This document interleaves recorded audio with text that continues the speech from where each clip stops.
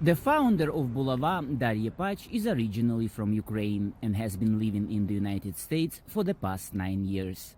She says when Russia invaded her homeland, she knew she had to help.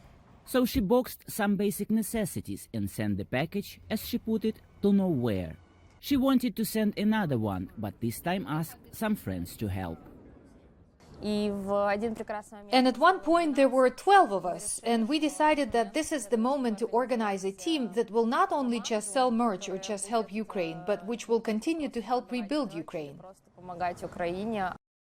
Bulava, which means maze or club in Ukrainian, is made up of a few volunteers originally from Ukraine who live in Washington and the surrounding area. Most are young professionals, a nurse, an entrepreneur, a photographer, an IT specialist. Each Wednesday they hold a fair where they sell products with Ukrainian symbols. Many designs are inspired by the drawings of Ukrainian children. The group also holds large charity events to help targeted groups in Ukraine.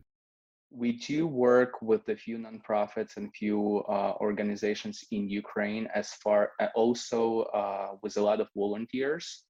And since like a lot of big funds, Ukrainian funds, they help big organizations. So we're trying to fulfill the small orders and the small groups.